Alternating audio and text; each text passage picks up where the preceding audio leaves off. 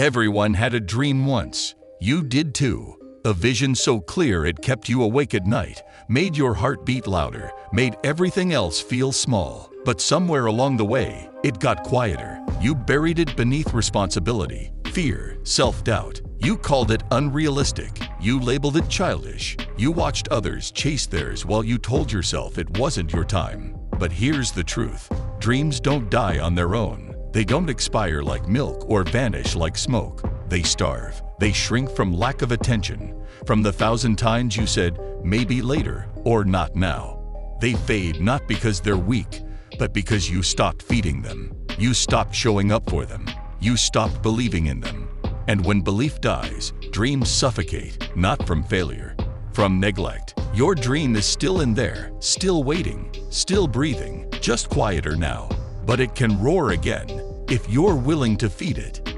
You think your dream left you. You think life moved on and your chance disappeared. But dreams are patient. They don't operate on the world's deadlines. They don't care how old you are, how broke you are, or how many times you fell. They're seeds. They wait in the dark, under years of doubt, until you return. And when you do, with even a little bit of faith, a little bit of effort, they begin to grow again. But growth demands nourishment, discipline, repetition, energy. Dreams feed on action. They starve on excuses. And you've been feeding your fears far more than your potential. Every time you said, "What if it doesn't work?" you were feeding fear. Every time you said, "I'm not ready," you were watering doubt. But your dream can't grow in a garden full of weeds. You've got to clean it out. Start small, if you must. But start, because your dream hasn't died. It's just waiting for you to show up again. You say you don't have time, but you scroll for hours. You say you don't have energy, but you waste it on people who don't believe in you. You say you don't have money, but you've spent a fortune avoiding your purpose. The truth is, it's not a lack of resources.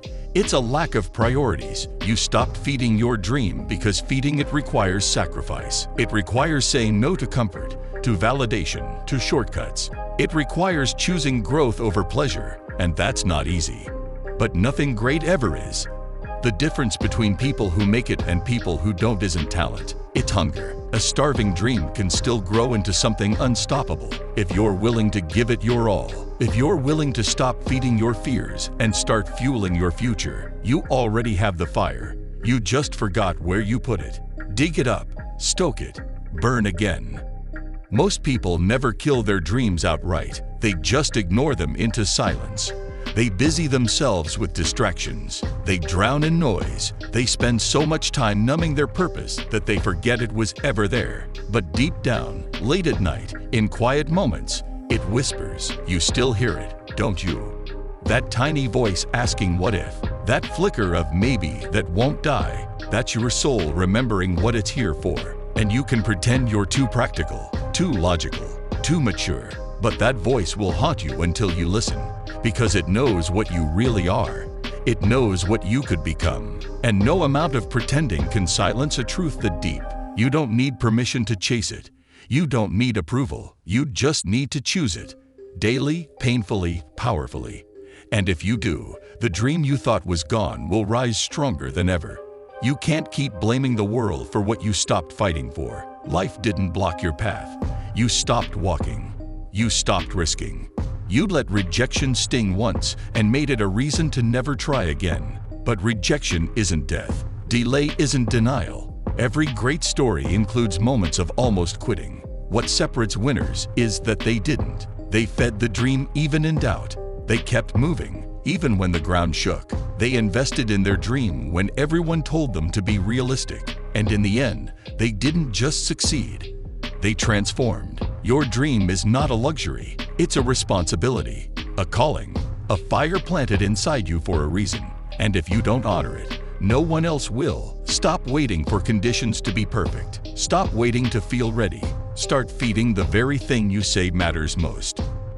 Feeding your dream means doing the work no one sees, waking up early when you'd rather sleep, practicing when no one's watching, sacrificing comfort for growth. It's not glamorous. It's not fun all the time. It's quiet. It's lonely. It's filled with moments of doubt and days of repetition. But those are the moments that feed your dream the most, the boring ones, the invisible ones, because dreams don't need hype.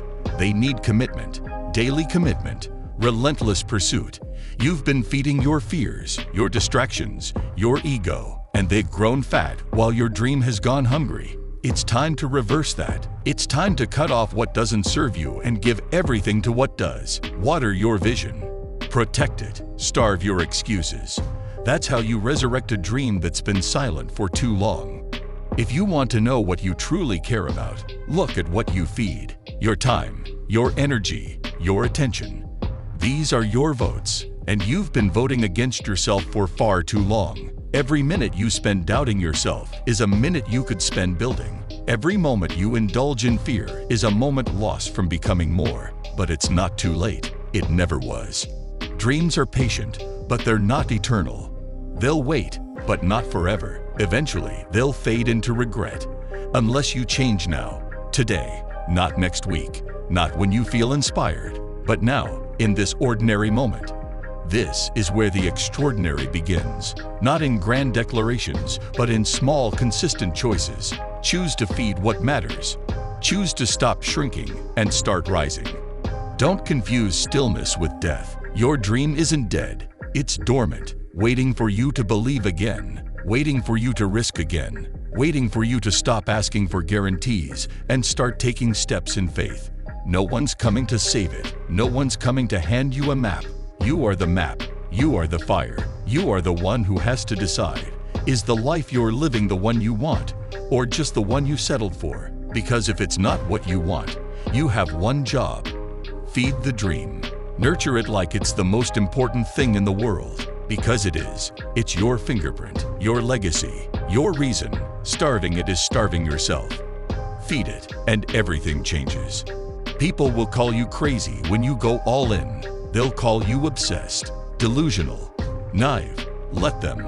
Because the moment you stop feeding their opinions and start feeding your truth, that's the moment your dream begins to breathe again. That's the moment everything shifts. You don't need the world to understand you. You just need the courage to begin. To choose the dream, to build again and again, until it stands, until it speaks louder than doubt, until it feeds others. But it starts with you, alone, committed, relentless. You have something rare inside you, but it's starving. Feed it now. Feed it with action. Feed it with fire. Feed it with your belief. And don't stop, ever.